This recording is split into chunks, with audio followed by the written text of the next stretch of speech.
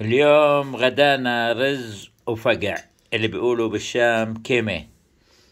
صراحة صحنين مثل هذا كلف 250,000 ليرة. والله ما يدري عنا الشعب السوري لحتى يقوصوني. بس هذه الأكلة أتمنى كل حبيب كان يكون معي، وبالذات أختي منى. إن شاء الله هيك بتقوم بالسلامة هي والحمد لله على سلامة أحمد. يلا تفضلوا، بالإضافة إلى خيار باللبن.